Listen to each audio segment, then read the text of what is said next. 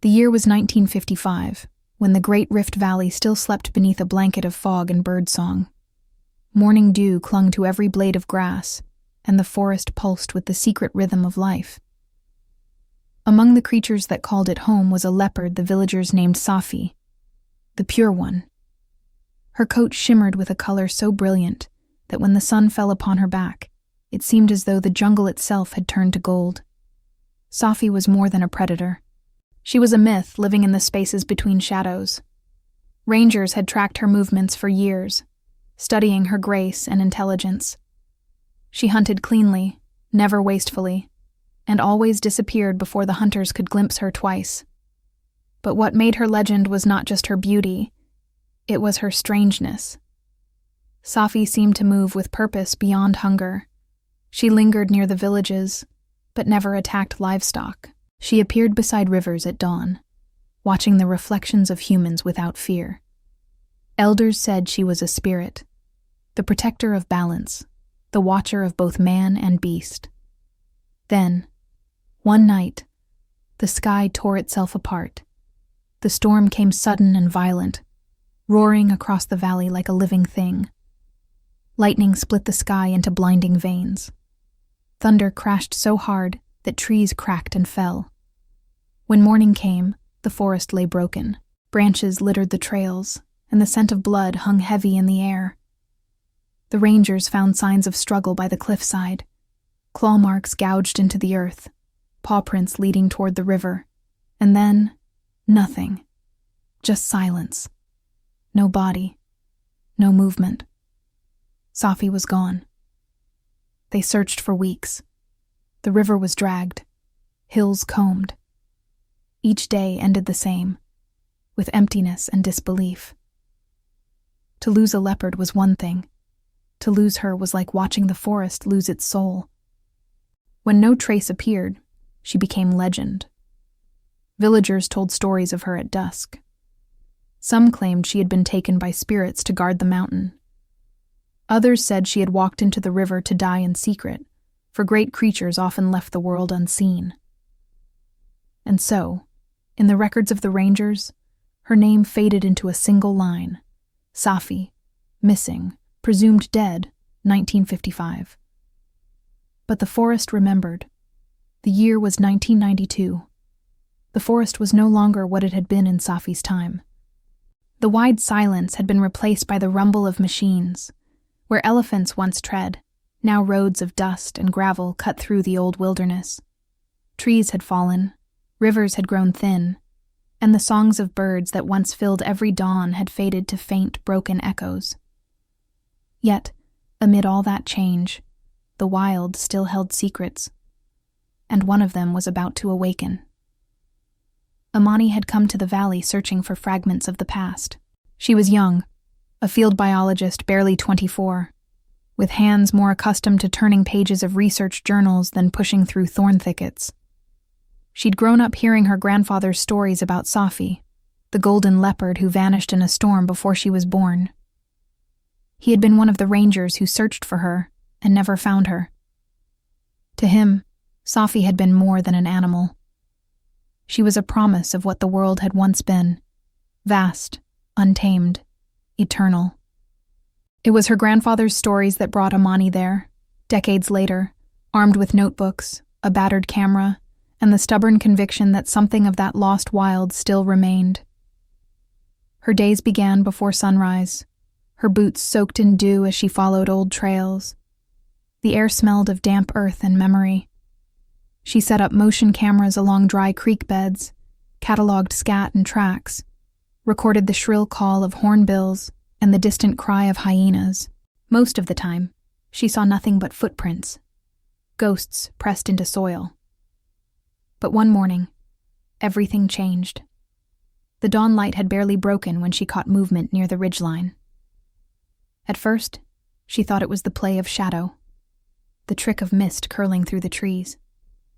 But then the light shifted, and her breath caught. There, half hidden by an acacia, stood a leopard. Amani froze. The animal was old. She could tell even from a distance. Its shoulders carried the weight of years, and its back leg dragged slightly as it moved. But what seized her heart wasn't its age. It was its coat. Even through the haze, she saw it. The unmistakable golden sheen, the specific pattern of rosettes along the neck and flank, identical to the ones she had seen in black and white photographs from her grandfather's time. The pattern that had once belonged to Safi. Her hands shook as she lifted her camera, snapping image after image until the leopard turned its head toward her. For a heartbeat, their eyes met, hers wide with disbelief, the animal's calm and unafraid. Then, as suddenly as it had appeared, it melted into the forest, leaving only the faint ripple of grass where it had stood. Amani stood rooted to the spot, her pulse roaring in her ears. It wasn't possible. Leopards did not live to 37. The oldest ever recorded had barely reached 24 in captivity. But the lens did not lie. When she developed the photos days later, her hands trembled so badly she could barely keep the print steady. The pattern matched perfectly. Every rosette, every scar. The scientists in Nairobi dismissed it at first. Coincidence, they said. A descendant, perhaps. But the locals had another explanation. The elders came to her camp carrying offerings of milk and leaves. "She has returned," they said softly. "The forest has called her back." Amani didn't know what to believe, but she couldn't ignore the truth before her eyes. She returned to the ridgeline every dawn, leaving food near the base of the trees, careful never to intrude too deeply. For weeks, she caught glimpses, a flash of gold between leaves, the faint pad of paws in the mud, the echo of a low growl at dusk. And then, one evening, as the light sank into red, she felt the weight of eyes upon her. Slowly, she turned. The leopard was there again, closer this time. Age had softened her once sleek form, but her gaze was fierce, steady, almost human in its awareness. She didn't move as Amani raised her camera. She simply watched, breathing slow, the air between them thick with recognition. Amani lowered the camera. "You're real," she whispered, her voice breaking. "You came back." For a long moment, neither moved. The world narrowed to the space between them. A young woman and a creature older than reason, separated by generations yet bound by something deeper. Then Safi blinked, a slow, deliberate gesture, and turned away, walking into the trees. The sound of her paws faded like the heartbeat of the earth itself. That night, Amani couldn't sleep. The forest felt alive again, humming with something vast and ancient. Her grandfather's stories played through her mind, the old ranger's voice saying, "Some animals are too proud to die in front of man's eyes." Now she understood. Safi hadn't vanished. She had chosen silence, chosen to slip beyond the reach of humankind until the world was ready to remember her. And now, after 37 years, she had returned, not to be studied or owned, but to remind those who had forgotten that the wild remembers everything. When Amani sent her final report to Nairobi, she didn't write of miracles. She wrote only one line beneath the photograph of the golden leopard. "Some lives don't end, they wait." The news spread like wildfire. By the time Amani returned to Nairobi with her report, Safi had already become a story that rippled far beyond the valley. Newspapers ran headlines about the immortal leopard of Kenya, calling her a scientific impossibility, a ghost returned from 1955.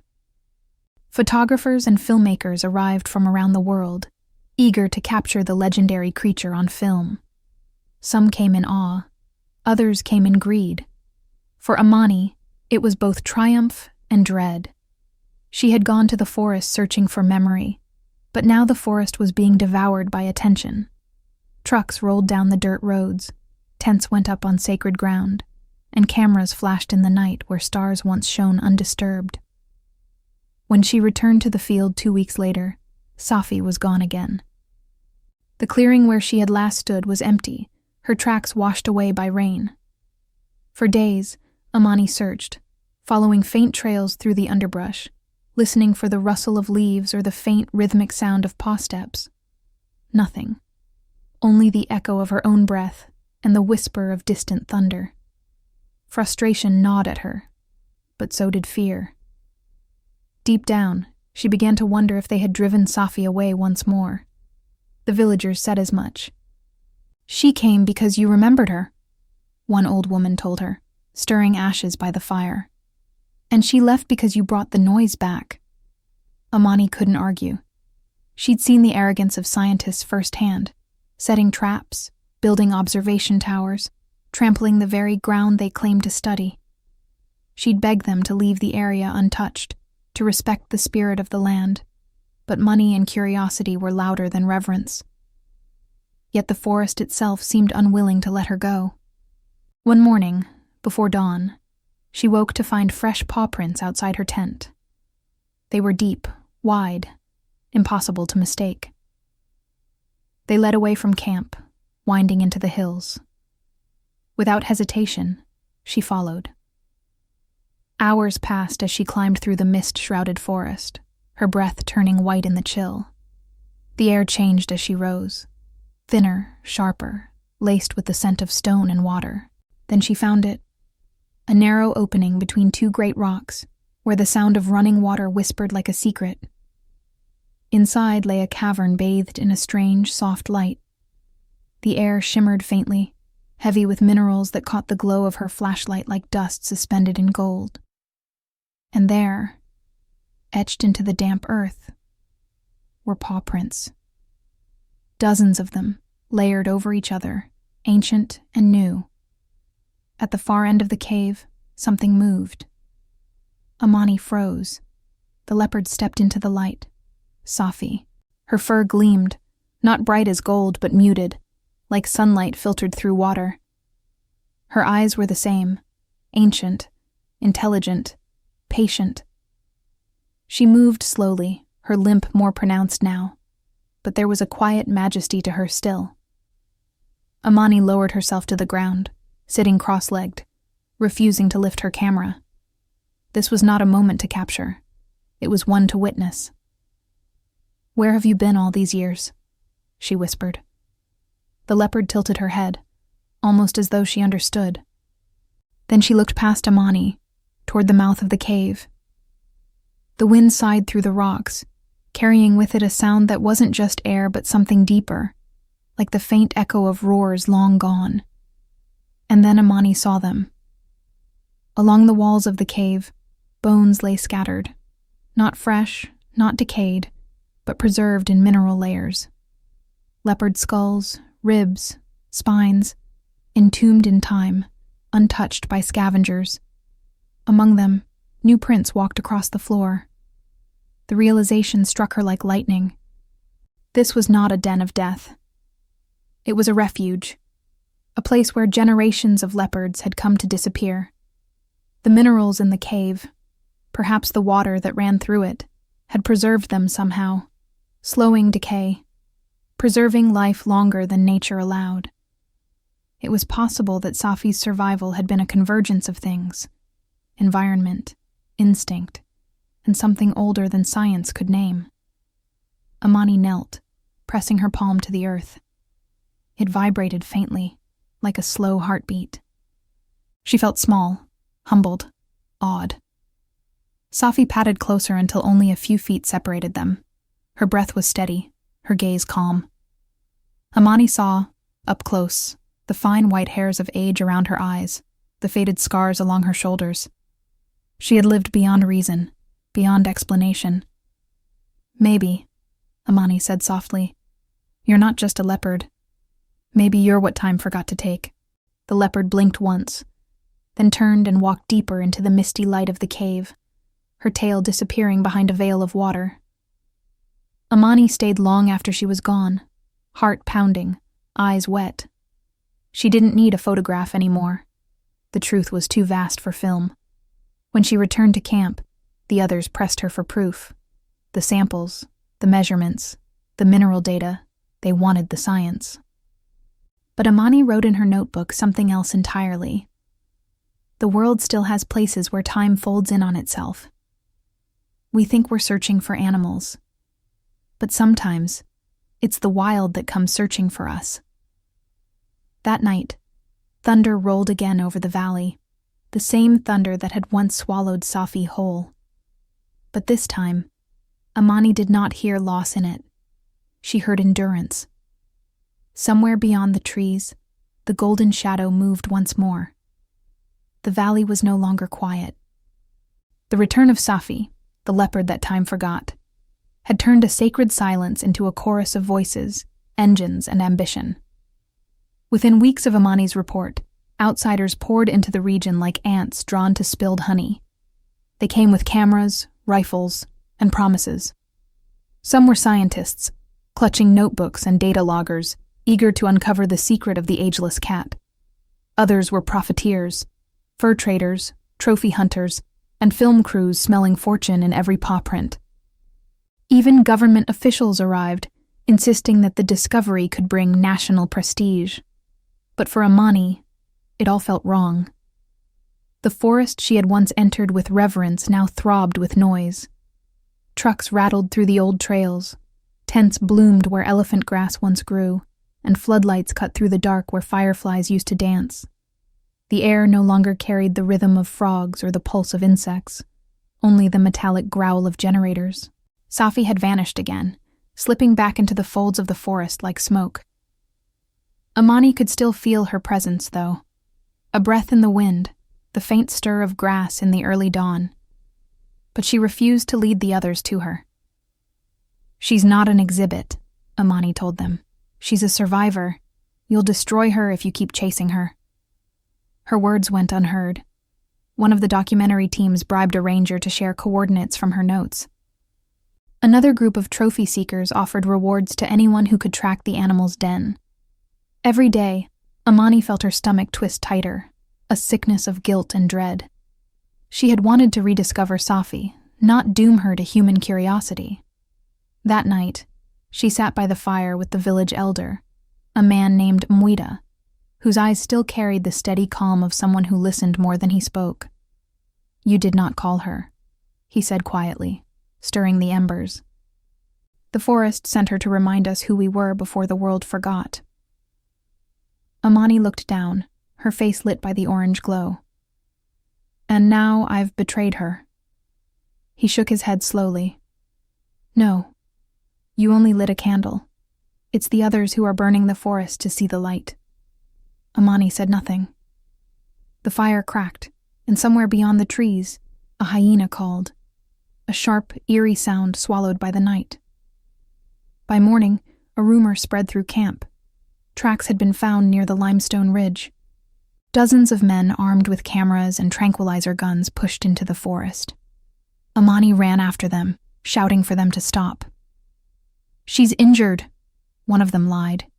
"If we don't find her, she'll die." But she knew the truth. They weren't there to save her. They were there to claim her. Hours later, she heard the first shot, not from a tranquilizer, but a rifle. The sound echoed like thunder over the valley. Birds erupted from the trees. Amani broke into a sprint, crashing through the brush until the path opened into a clearing, and froze. Safi stood there, uninjured but furious, her golden coat bristling in the sunlight. She faced two men with rifles, their hands trembling. One had already fired a warning shot into the air. Amani could see the disbelief in their eyes. The animal was too regal, too immense to be real. Then Safi roared. It wasn't just sound. It was force, a tremor that rolled through the earth, shaking loose leaves and fear alike. The men stumbled back, dropping their weapons. She took one slow step forward, then another, her eyes locked on them, daring them to move. They fled, stumbling over roots, tripping over each other as they ran toward their trucks. Amani fell to her knees. Safi turned her head toward her, panting softly, her sides heaving. For a heartbeat, the two simply looked at each other. Then the leopard began to limp toward the east, toward the hidden ridge that glowed at sunrise. the place Amani now knew as her refuge. Amani wanted to follow, to ensure she was safe, but something stopped her. Maybe it was respect, or fear, or the understanding that some boundaries are sacred even to love. She returned to the camp that night to find the scientists arguing and the hunters gone. The government officials, embarrassed, issued statements about preserving the discovery, but Amani knew what she had to do. She packed her notes, her film reels, her recordings, and burned them all. The next morning she told the press, "It was a mistake. It wasn't her. The leopard was young, maybe 15 at most. The photos were misidentified." Her voice was steady, her eyes convincing. Only Mwida, standing behind her, knew the truth. The outsiders left within days. The cameras disappeared, the trucks went silent, and the valley returned to something like peace. But Amani knew she could never undo the noise she had unleashed. Weeks later, she climbed the ridge one last time. The forest was breathing again, alive, humming, endless. And there, at the mouth of the old cave, she found what she both feared and hoped for. Paw prints. Fresh, clean, deliberate. She knelt beside them, pressing her palm into the earth until her skin met the same impression. "You're safe now," she whispered. "And I'll keep it that way." A gust of wind swept through the reeds, carrying with it the faintest echo of a purr, deep, low, and eternal. And for the first time in months, Amani smiled, because she knew Safi was still watching. And perhaps the wild had forgiven her. Years turned quietly, as years in the wild often do. The valley healed in the hush left behind. The trucks no longer came. The metal scent of oil faded from the wind. Grass grew tall where tire tracks once carved the soil, and the forest reclaimed its rhythm, slow, patient, eternal. Amani stayed. While the others went back to their cities and universities, she remained near the ridgeline, in a small hut made from the same earth she studied. She taught the village children how to read animal tracks, how to listen to wind direction, how to walk without disturbing the breath of the forest. In time, they stopped calling her the scientist and started calling her the keeper. Safi's name was rarely spoken aloud now. The leopard had not been seen for years, but Amani knew better than to believe she was gone. Sometimes, at dawn, when the fog hung low and the air turned gold with the rising sun, Amani would see movement along the cliffs, not the full form of the leopard, but a shimmer, a ripple in the light, as though the air itself remembered her shape.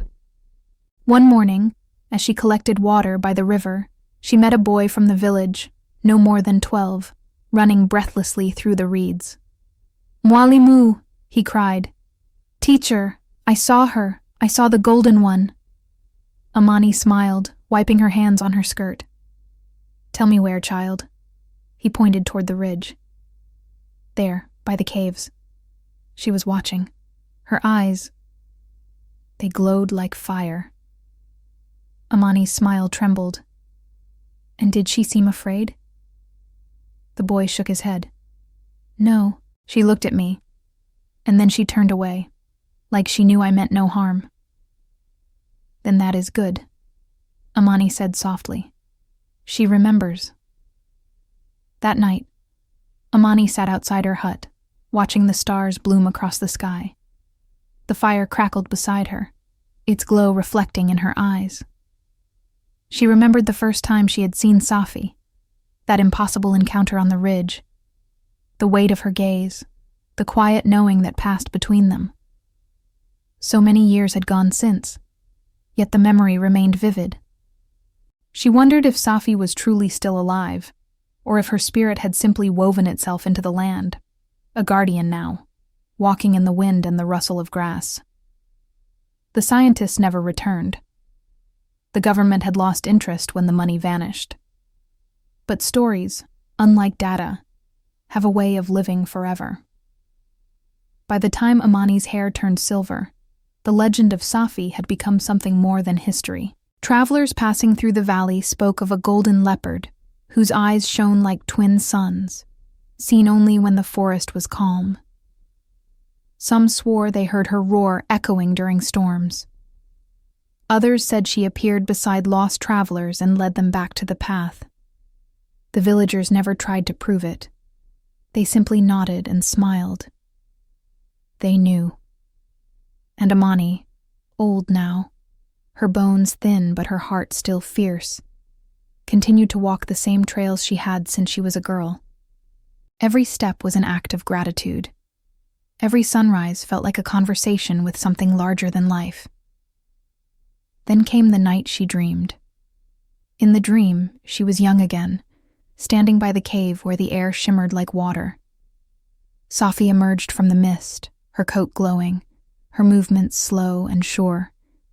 She approached until Amani could see the faint white flecks in her fur, the marks of time. The leopard lowered her head and brushed her muzzle against Amani's hand, a gesture both farewell and thanks. When Amani awoke, dawn was breaking. She rose, her joints aching, and stepped outside. The valley was wrapped in gold, the air alive with birdsong, and there, on the soft earth before her hut, lay fresh paw prints. 4 of them. Deep, clear, perfect. She smiled through tears. "You came back," she whispered. "One last time." Later that day, the villagers found her sitting beneath the acacia tree where she often rested, her eyes closed, her expression peaceful. Beside her, the paw prints led away into the tall grass, heading east, toward the cliffs where the mist was rising again. They buried her there, beneath that tree, where the earth met the wind. And in the years that followed, when the rains came and the valley turned green again, travelers still spoke of a golden figure walking the ridge at dusk. Sometimes alone, sometimes beside the faint outline of a woman's shadow. No one tried to chase her anymore. The world had finally learned what Amani knew from the beginning, that some bonds are not meant to be measured, and some creatures do not die. They simply wait to be remembered. And so, when thunder rolled across the Rift Valley, the villagers would lift their eyes to the glowing horizon and whisper, "Safi walks again." Because legends never leave. They only return when we have learned to listen.